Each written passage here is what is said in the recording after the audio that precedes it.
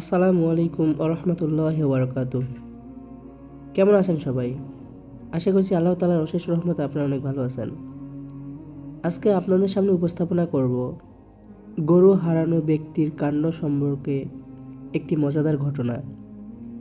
আশা করছি ঘটনাটি আপনাদের ভালো লাগবে, তাই ভিডিওটি না টেনে সম্পূর্ণ ঘটনাটি শোনার অনুরোধ জানাচ্ছি। তাহলে ঘটনায় যাওয়া যাক।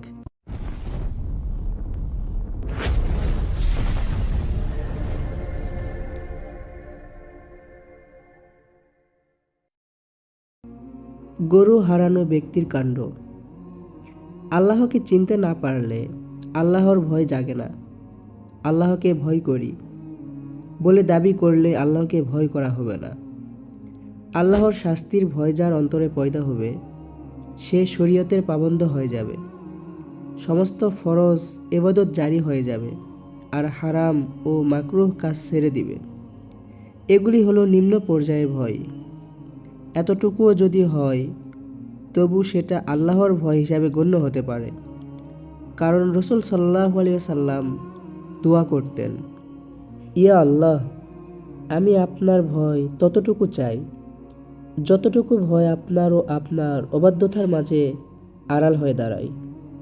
অন্তরে আল্লাহর শাস্তির ভয় না থাকার কারণ হলো আল্লাহর মর্যাদা ও মহত্বকে না জানা। তখন তার শক্তি, ক্ষমতা, কঠোরতা ও প্রতিশোধ গ্রহণকারী হিসাবে চিনতে পারবে। তখন ভয়ে ছুটে যাবে তার ইবাদতের নিরাপদ আশ্রয়ে। যেমন এক ব্যক্তির গরু হারিয়ে গিয়েছিল। সে মনের দুঃখে গরু খুঁজে বেড়াতে লাগলো। সারাদিন খুঁজল, কিন্তু কোথাও পেল না। অবশেষে রাত্রির অন্ধকারে দেখতে পেল জঙ্গলের ধারে তার গরুটি শুয়ে আছে। সে খুশি হলো, কাছে গিয়ে পিঠে হাত বুলিয়ে আদর করতে লাগলো। হঠাৎ দেখলো সেটা তার গরু নয়, এক বিশাল আকৃতির বাঘ শুয়ে ঘুমাচ্ছে। বাঘকে চিনতে পারার সাথে সাথে ভয়ে তার আত্মা উড়ে গেল। ঊর্ধ্বশ্বাসে ছুটতে লাগলো। ছুটতে ছুটতে গিয়ে তার বাড়ির দরজা বন্ধ করলো, কারণ বাড়ি তার নিরাপদ আশ্রয়।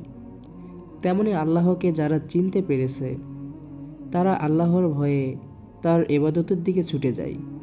কারণ ইবাদত হলো আল্লাহর শাস্তি থেকে বাঁচার নিরাপদ আশ্রয়।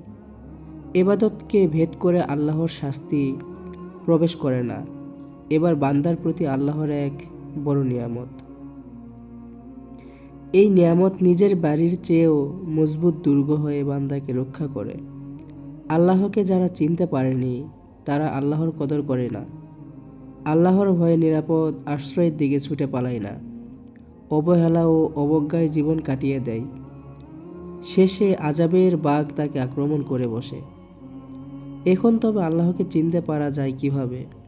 আল্লাহকে চিনতে পারা যায় আল্লাহওয়ালাদের সান্নিধ্যে এসে।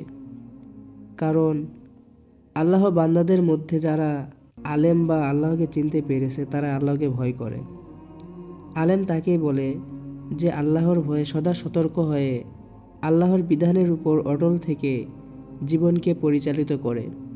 তাদের সান্নিধ্যে গেলে দুনিয়ার মহব্বত দূর হয়ে যায়, পরকালের দিকে আকর্ষণ বেড়ে যায়, মনের মধ্যে এতমিনান ও শান্তি বিরাজ করতে থাকে। আলহামদুলিল্লাহ, আশা করছি ঘটনাটি আপনাদের ভালো লেগেছে। যদি ঘটনাটি ভালো লাগে ভিডিওটি একটা লাইক করবেন, শেয়ার করবেন। আর আমার চ্যানেলে যারা নতুন, চ্যানেলটি অবশ্যই সাবস্ক্রাইব করে পাশে থাকবেন। সকলে ভালো থাকবেন, সুস্থ থাকবেন। আসসালামু আলাইকুম আ রহমতুল্লাহি ওয়া বারাকাতুহু।